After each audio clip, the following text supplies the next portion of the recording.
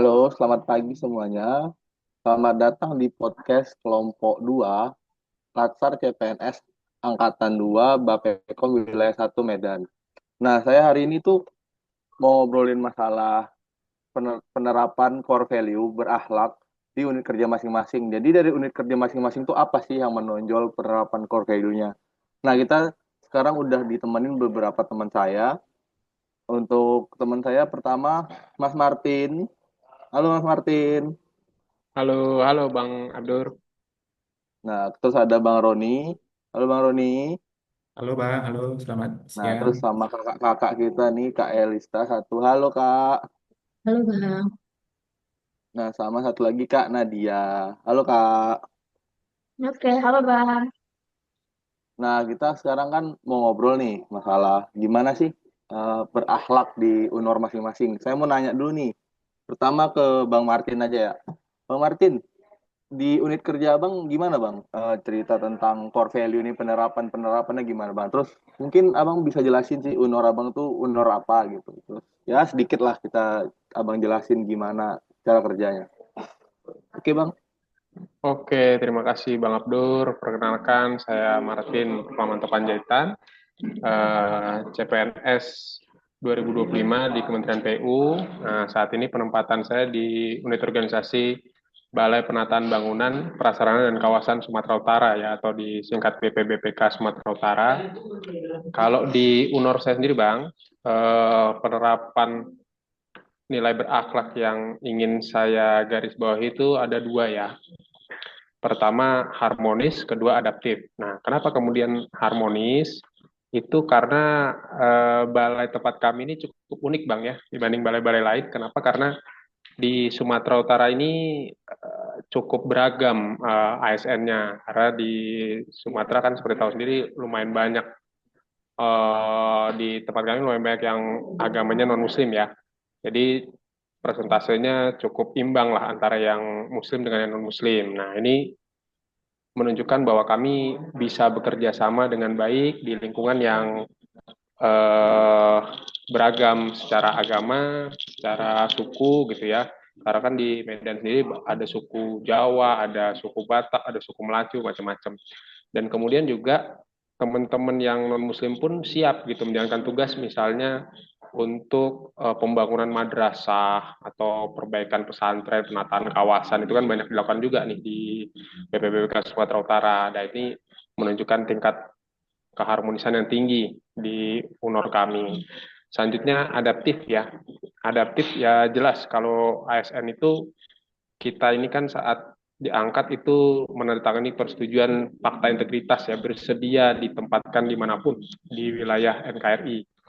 Jadi memang kita sendiri harus adaptif dimanapun kita ditempatkan, dimanapun ditugaskan. Nah, di sini juga khususnya di BPBPK Sumut itu kami banyak melakukan proyek-proyek pembangunan infrastruktur dasar di pedalaman ya, misalnya di Nias atau di kabupaten-kabupaten di sekitar Danau Toba ya. Juga kami sendiri ini baru mengalami transisi yang luar biasa nih di BPBPK Sumut. Pertama, transisinya karena kita tahu sendiri kementerian kita kan berubah ya dari Kementerian PUPR tahun lalu. Sekarang itu terbagi menjadi Kementerian PU dan Kementerian PKP. Nah, di balai kami ini kemarin ada beberapa anggota yang akhirnya ditarik gitu ya, ditarik ke Kementerian PKP. Terus juga pecah lagi nih direktoratnya nih, Dirjen eh, tadinya Direktorat Pelaksana Strategis itu kan di bawah Dirjen CK ya, Cipta Karya ya, yang membawahi balai. Eh, Sekarang ada sendiri Direktorat Jenderal Pelaksana Strategis. Akhirnya beberapa rekan-rekan kami juga ditarik untuk membantu Dirjen Pelaksana Strategis. Dan kami juga baru berganti kabalai dari Pak Deva menjadi Pak Yeni. Nah, jadi eh, di banyak progres peralihan ini terlihat sangat lancar di tempat kami dan ini menunjukkan sikap adaptif apa nilai-nilai adaptif yang kami jalankan. Begitu Bang Abdur dari saya. Terima kasih. Wah, mantap kali Bang ya. Ibaratnya kita harus adaptif, harmonis, mau siapapun orangnya, siapapun temennya. Nah, dari Abang nih apa sih Bang tips and tricks buat teman-teman CPNS lain atau buat ya kita semua lah warga Indonesia yang nonton hari ini? Gimana Bang? Ya, tipsnya mudah ya. Itu gampang, kita cukup terus mengilhami aja semboyan kita Bhinneka Tunggal Ika ya. Karena di situ sudah sangat tertanam. Indonesia itu kan negara yang sangat beragam. Yang dulu juga kemerdekaan diperjuangkan bersama-sama, baik itu kita kan banyak terdiri dari baik suku, bahasa, agama yang diakui juga ada 6 sekarang, golongan. Kita itu sebenarnya sudah punya budaya luhur yang asli Indonesia itu gotong royong. Nah, nilai harmonis ini itu akan sangat mudah dilaksanakan kalau kita menjalankan nilai gotong royong tadi. Kalau kita itu bisa mencapai tujuan bersama apabila kita bekerja bersama-sama, menjalin hubungan. Karena itu kita membutuhkan menjalin hubungan yang harmonis, dan juga karena Indonesia ini sangat beragam, kita juga harus adaptif karena lingkungan kerja kita bisa berubah dengan cepat. Kita pun akan bekerja dengan orang-orang dengan latar belakang budaya yang berbeda. Kalau kita tidak adaptif, maka akan sulit. Makanya kita tadi harus menjunjung tinggi budaya gotong royong dan semboyan Bhinneka Tunggal Ika gitu, Bang. Oke, makasih Bang Martin. Nah, saya ingin pindah nih ke narasumber selanjutnya. Temannya Bang Martin, satu Unor. Nah, coba Kak Elista gimana sih tanggapannya? Apakah benar yang dibilang Bang Martin? Terus ada nggak yang lain nggak nih dari BPBPK Sumut nih? Silakan Kak.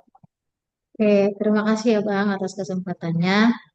Yang dikatakan Bang Martin itu benar ya Bang secara garis besar. Tapi untuk saat ini saya sedang diperbantukan ke ini Bang, ke prasarana strategis. Jadi mungkin udah lebih dari 1 bulan ini saya lebih melihat nilai-nilai berakhlak itu di unit kerja saya yaitu di pelaksanaan prasarana strategis ini. Jadi kalau untuk di prasarana strategis ini sendiri, saya akan menjelaskan nilai dasar berakhlaknya itu yaitu kolaboratif, di mana kolaboratif ini yaitu membangun kerjasama yang sinergis. Dari 9 panduan perwujudan perilaku kolaboratif insan PPR, saya mengambil salah satu perwujudannya yaitu mengutamakan kesepakatan bersama dalam penyelesaian permasalahan, di mana di unit kerja kami sendiri meyakini bahwa keberhasilan pembangunan bukan hanya diukur dari hasil fisik, tapi juga dari setiap proses yang melibatkan semua pihak secara terbuka. Terutama di PS Sumut ini saat ini kan sedang gencar-gencarnya membangun dan merehabilitasi sekolah untuk dijadikan sebagai sekolah rakyat, sebagai program dari presiden kita. Sekolah rakyat ini nantinya akan menjadi fasilitas pendidikan yang menjadi harapan bagi anak-anak di berbagai daerah, sehingga kami memastikan bahwa setiap sekolah yang dibangun itu benar-benar sesuai dengan kebutuhan dan memberi manfaat yang luas bagi masyarakat kita.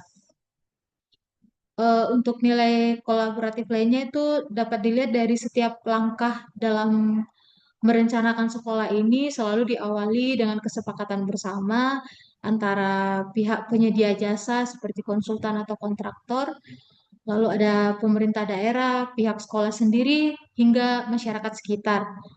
Pendekatan ini memastikan setiap keputusan yang diambil secara mufakat dengan mempertimbangkan kepentingan bersama dan meminimalkan potensi konflik yang akan terjadi di masa mendatang. Melalui kolaborasi yang erat ini, seluruh pemangku kepentingan merasa memiliki proyek ini, sehingga rasa kepemilikan inilah yang menumbuhkan tanggung jawab bersama kami untuk menjaga dan memelihara hasil pembangunan, sehingga manfaatnya dapat dirasakan dalam jangka waktu yang panjang. Mungkin itu saja dari saya, Bang. Terima kasih. Mantap kali ya respon dari Mbak Elista nih. Jelas, padat, terus dari tujuannya tuh mulia ya buat adik-adik kita di masa yang mendatang itu biar dapat sekolah yang layak ya. Nah, terus kita lanjut nih ke Aceh dulu nih. Bang Roni, sehat Bang Roni? Alhamdulillah sehat Bang dari Aceh. Oke. Nah, kalau Gimana di Bang? Unur Bang Roni gimana nih Bang? apa sih core value ASN yang menonjol di sana dibanding tempat lain gitu Bang? Coba dijelasin dulu Bang. Silakan Baik, Bang. Bang. Sebetulnya core value ASN itu semuanya diterapkan di sini. Cuman paling pada kesempatan ini saya ingin meng-highlight tentang nilai loyal dari core value ASN tadi ya. Jadi sebelum sampai di sana, saya ingin sampaikan definisinya terlebih dahulu. Bahwasanya loyal, eh, izin Bang, itu dengar suara sebelah saya. Bocor Aman suaranya. sih Bang. Aman sih Oke. Bang, tetap dengar sih suara Bang. Lanjut ya, definisi nilai loyal. Jadi loyal itu adalah selalu menjaga nama baik sesama ASN, pemimpin institusi dan negara, serta menjaga rahasia jabatan dan negara. Jadi dari nilai loyal ini ada beberapa indikator nih yang harus kita lihat ya.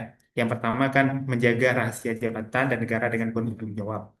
Yang kedua, tidak menyebarkan informasi yang dapat merugikan institusi ataupun negara. Yang ketiga, mendukung kebijakan dan program kerja instansi secara konstruktif, tidak melakukan tindakan yang mencemarkan nama baik instansi atau ASN. Lalu menunjukkan sikap hormat dan patuh pada pimpinan dan aturan yang berlaku. Nah, di balai saya sendiri ini, saya meng-highlight tiga ya penerapan nilai loyal ASN ini. Yang pertama itu berdedikasi pada tugas dan lebih mementingkan kepentingan bangsa dan negara. Jadi contoh konkretnya dari balai saya ini adalah, jadi para pegawai ini kan diberikan job desk atau penugasan ya. Misal sebagai pokja, pelaksana, atau tim peneliti. Jadi setiap pekerjaan itu kan dibatasin waktu. Nah, misal pekerjaan konstruksi itu 35 hari, jasa konsultasi itu 45 hari. Nah, untuk menyelesaikan itu, para pokja dan tim pelak ini rela dia pulang larut malam untuk menyelesaikan pengadaan demi kelancaran proyek strategis ataupun tender dini. Lalu yang kedua, eh, kami di BPDDK ini mengutamakan kualitas dan ketepatan waktu dalam pelaksanaan pengadaan agar hasilnya itu bermanfaat di masyarakat. Jadi pengadaan value for money. Yang kedua, menjaga rahasia jabatan dan negara dengan penuh tanggung jawab. Nah, seperti yang kita ketahui, BPDJK ini kan tempat tender atau lelang Bang ya. Semua unur pergi ke sini. Jadi kami jangan sampai ada stigma-stigma negatif yang mengatakan bahwa saya pokja ini melakukan kecurangan. Nah, untuk melakukan tindakan itu, tentu kami harus menjaga sikap dan etika, baik kepada rekanan, unor, ataupun kontraktor, ataupun jasa konsultasi. Tidak membocorkan dokumen pengadaan atau data peserta tender kepada pihak luar sebelum waktunya, menyimpan arsip dan dokumen penting di tempat yang aman dan hanya diakses oleh pihak yang berwenang. Nah, untuk arsip ini kami harus menjaga betul ya, karena memang pengadaan ini akan diperiksa atau waktu untuk boleh diperiksa itu 10 tahun. Jadi Bang, selama 10 tahun ini arsipnya harus terjaga dan tidak boleh bocor. Jadi kalau pihak-pihak misalnya APH ingin melihat arsip itu ada, nah, jadi bisa diakses oleh pihak tertentu saja. Lalu untuk menghindari diskusi tentang informasi sensitif di tempat umum atau media sosial, ya, seperti yang saya sampaikan tadi. Lalu ada yang ketiga nih Bang, menjaga nama baik dan citra positif internal. Jadi contoh konkretnya itu kami dalam menyampaikan kritik atau pemasukan secara konstruktif itu melalui jalur yang tepat, bukan menyebarkan di luar instansi atau di media sosial. Yang kedua, mendukung rekan-rekan kerja dalam menyelesaikan tugas dan tidak menyebarkan isu negatif yang merusak reputasi kami sendiri secara khusus dan reputasi Kementerian PU secara umum. Lalu kami berperilaku sopan, profesional saat berinteraksi dengan mitra kerja dan kontraktor serta masyarakat. Sekian Bang, penerapan loyal dari BPDJK Aceh. Nah, terus kan ini BP2JK ya tentang pengadaan apa segala macam ya. Nah, ada nggak Bang tips untuk menghadapi efisiensi nih dari segi loyal nih? Menurut Abang gimana? Apa pendapat Abang sih, ada korelasinya nggak atau gimana gitu Bang? Eh, Tentu ada ya korelasinya. Jadi dengan efisiensi ini kan pengadaannya jadi berkurang ya Bang ya. Seperti yang saya sampaikan, jadi dengan adanya efisiensi ini pengadaan berkurang, pembahasan paket berkurang. Jadi kami fokus pada pengarsipan nih Bang, seperti yang saya sampaikan tadi kan 10 tahun tuh Bang. Dengan beban kerja dan segala macamnya pada paket-paket terlebih dahulu kan seperti kita tahu lah PU itu salah satu kementerian dengan pagu anggaran yang besar. Nah, jadi tugas kami sekarang ini dengan efisiensi itu ya kami menertibkan arsip-arsip tersebut Bang dengan cara digitalisasi ya, penataan-penataan ulang, penyelamatan-penyelamatan yang arsip-arsip sudah lama. Paling di situ sih Bang. Nah, jadi kami tetap loyal ya sesuai dengan kondisi sekarang ya efisiensi. Begitu, Bang. Iya, makasih Bang Roni, mantap kali ya dedikasinya terhadap negara ya. Jadi biarpun efisiensi nggak kayak orang mikir kan, oh kita nggak ada tugas nih. Padahal kan kita malah ngurusin hal-hal yang lebih ribet yang arsip lah, Benar sekali, Bang. inilah, itulah. Terus misalkan kita sosialisasi gitu Bang ya. Oke Betul, nih, betul, Bang. ada Betul. satu lagi nih, teman saya nih, Mbak Nadia. Iya, halo Bang. Nah, coba nih Mbak Nadia dari UNOR-nya gimana nih? Eh, Penerapan core-core value, apa sih yang menonjol dari UNOR-nya? Silakan Mbak. Oke, oke Bang. Jadi sebelumnya saya sendiri berasal dari UNOR Balai Wirasuna Sumatera Lima Padang. Nah, untuk nilai-nilai berakhlak yang paling menonjol di unit kerja saya itu ada dua, yaitu berorientasi pelayanan dan juga akuntabel. Untuk berorientasi pelayanan sendiri, saat ini UNOR saya itu punya sebuah wadah untuk laporan publik secara online, yaitu bernama website layanan aspirasi dan pengaduan. Nah, website ini bisa kita akses nih dengan alamat URL-nya kalau nggak salah itu malin.dws5 Sumatera DWS Sumatera 5. Nah, terus website ini digunakan untuk memudahkan masyarakat untuk menyampaikan aspirasi, keluhan, kemudian juga ada informasi terkait pelayanan maupun pekerjaan yang ada di BWS Mitra 5 Padang. Jadi nantinya unit kerja saya sudah memenuhi panduan perilaku berorientasi kepada pelayanan, yaitu menyediakan solusi lah yang inovatif dan tentunya efektif dan juga efisien untuk mengelola pelaporan yang ada ini, sehingga nantinya pelaporan yang masuk dapat terdokumentasi dengan baik dan juga dikelola dan ditindaklanjuti dengan lebih cepat karena dengan bantuan website ini eh, setiap laporan itu akan diprioritaskan gitu, Bang. Nantinya mana nih pelaporan yang perlu diselesaikan terlebih dahulu, kemudian juga kita bisa mencatat apa tindakan atau tindak lanjut dari pelaporan itu, sehingga nantinya di masa depan kita bisa nih belajar dari eh, pelaporan yang sudah tercatat itu, sehingga eh, dapat tercapailah pelayanan publik yang lebih optimal tentunya dengan wadah yang telah disediakan oleh balai saya ini. Dan yang kedua, untuk nilai barakal akuntabel, eh, seperti sebelumnya, balai saya juga telah punya sebuah sistem untuk yang bernama untuk eh, memonitoring lah pekerjaan kendali internal, yang mana nantinya setiap pegawai harus melaporkan progres pekerjaannya dengan disiplin. Jadi, website ini mendorong adanya transparansi dan juga kredibilitas setiap proses pekerjaan yang dilaksanakan, eh, yang nantinya progres pekerjaan ini dapat terdokumentasi dengan baik di sistem itu. Seperti itu, Bang. Oke, mantap sekali ya insight dari Mbak Nadia. Saya ada satu pertanyaan sih buat Mbak. Gimana sih Mhm. tipsnya itu biar kita tuh selalu senyum kalau berhadapan sama orang dari luar gitu. Ini kan Mbak Nadia kan bahas berorientasi pelayanan ya. Kadang kan kita capek ya Mbak ya.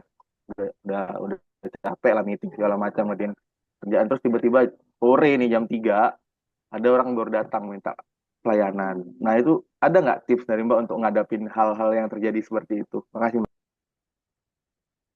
Oke, gitu, Bang. Kalau tips pribadi dari saya, tentunya karena kita bekerja ya, jadi kita harus punya sikap profesional lah dalam pekerjaan, walaupun eh, kita misalnya sedang capek, seperti yang tadi Abang bilang, eh, mu- mungkin kita harus setting nih di dalam pikiran kita bahwa kita ini sedang bekerja, jadi harus profesional, dan tentunya pekerjaan kita kan juga memberikan manfaat ya kepada masyarakat, itu melayani masyarakat, eh, dan bermanfaat lah istilahnya dengan untuk kalayak banyak.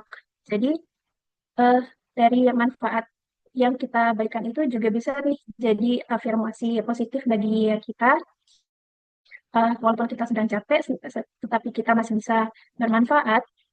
Itu menurut saya rasa capeknya bisa berbalas lah gitu. Bukan capek yang sia-sia gitu, Bang. Oke, sangat mulia sekali ya Mbak Nadia ya. Mas, kita udah denger nih dari teman-teman saya ya. gimana sih core value itu diterapkan di UNORA masing-masing. Nah, sekarang tinggal saya nih yang belum menjelaskan. Kalau di unit saya sendiri ya di BPBPK Riau ya, itu mungkin saya lihatnya semua core-nya itu emang harus diterapkan kan. Cuman karena ada satu nih yang belum dibahas nih, yaitu kompeten. Nah, mungkin saya mau bahas itu ya. Nah, kenapa kami itu kompeten? Itu tuh karena kami itu memperbaharui pengetahuan teknis terus, ikut pelatihan, jadi KTU-nya tuh aktif lah untuk nge-share di grup, oh ada pelatihan ini, ayo belajar. Jangan cuman sekedar lepas makan gitu, kayak JP udah terpenuhi, cuman ada waktu kosong, cuma kan itu lagi efisiensi ya. Jadi tuh ini tuh saat-saat momen-momen yang tepat lah untuk menjadi kompeten dengan cara ya kita ngikut-ngikut nih. Yang namanya pelatihan kita ikutin, terus misalkan ada hal-hal baru ya harus kita pelajarin, terus mungkin penerapan-penerapan software-software yang lebih modern, misalkan kayak kalau misalkan kita biasanya cuman pakai AutoCAD untuk kerjaan sesuatu, kita bisa pakai Revit atau Tekla biar makin advance ya yang kita kerjain. Nah, terus kita selain itu kita harusnya berbagi ya. Dari kita yang udah ikut latsar atau ada teman-teman lain yang ikut pelatihan-pelatihan itu ya ilmunya itu harus dibagi. Jadi satu BPBPK bahkan satu unit organisasi yang lain gitu tuh bisa mendapatkan manfaatnya itu dari kekompetensian kita tadi. Nah, mungkin kita udah berapa lama nih ya? Mungkin udah mau habis waktunya ya. Nah, mungkin dari saya, terima kasih teman-teman udah memberikan insight-nya terhadap ini. Saya undur diri.